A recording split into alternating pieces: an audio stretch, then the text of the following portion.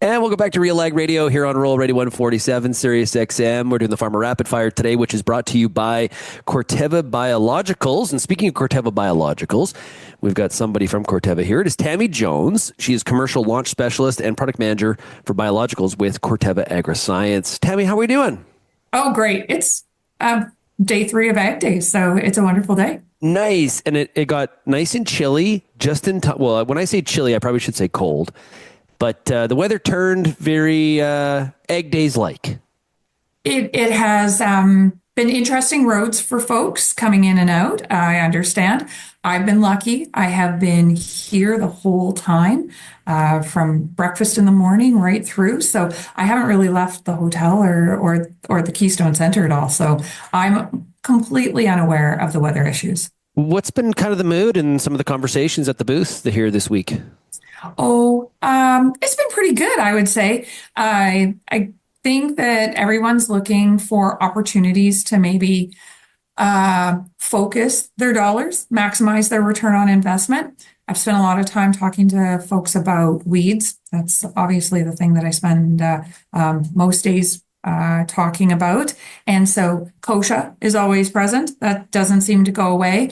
In Manitoba, we've had some challenges with water hemp, and that one seems to be spreading its wings, so to speak. And so we're getting a few more challenges there and just looking for what are our best herbicides, how do we best manage that. And my recommendation with both of those weeds is every time you're in the field, try to kill them. I was going to say pleasantly surprised, but that's not the right description. I was happy to see the result of back in October, we had asked farmers across Canada about cost cutting areas.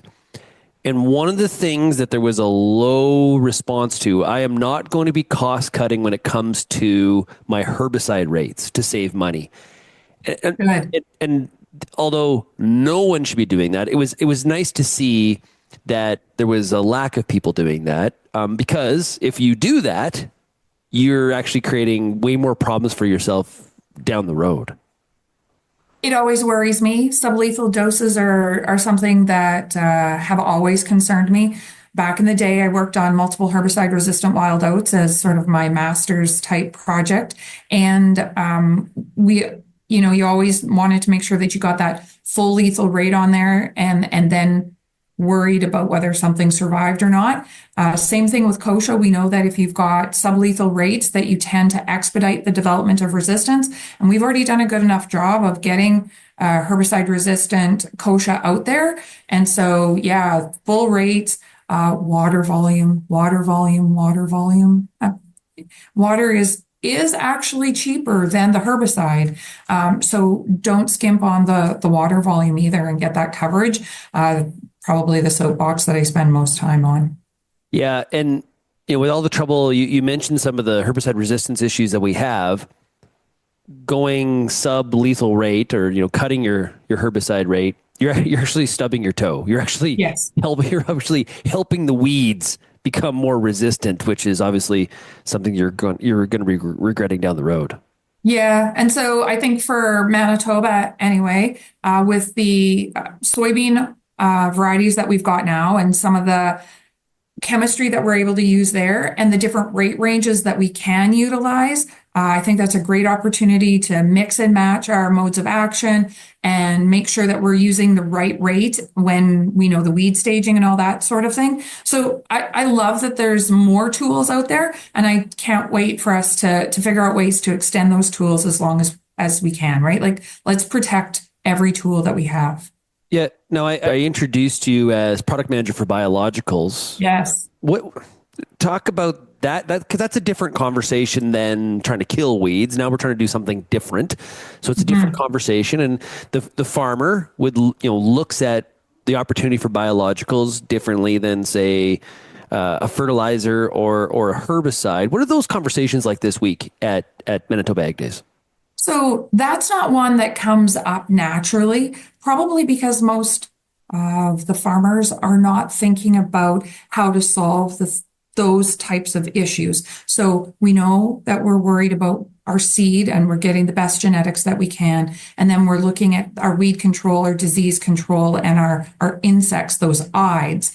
And when we look at the biologicals, what we're trying to do is make sure that all that conventional investment that we're doing in seed fertilizer and the pesticides is being optimized, and so that we're maximizing our return on investment. So we're not saying to stop looking at those, but we're looking at when you come up with a stress, whether that's a cold spring or wet, or if we've got excessive heat, how can we mitigate those stresses? And so a lot of the growers that I talk to are like, well, let's do a trial. You can show me how it works. And I'm like, oh, we're going to have a longer conversation than just at Ag Days, because I want to know what your typical stresses are. I want to know how you're already growing those crops so that we can look at whether we need something on seed to help with enhancing our germination, whether you grow canola and you typically see a lot of heat, but you don't have a drought stress. So then something like Excite for heat blast might be an opportunity.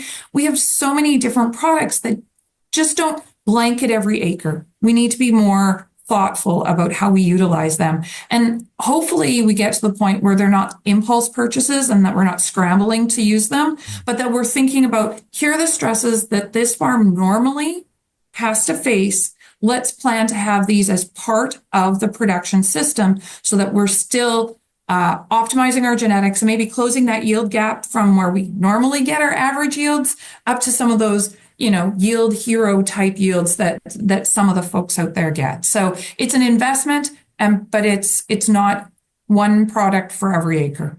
Yeah, it's not like, WD-40, right? Where Yes. it's one Yep. product and it just does everything.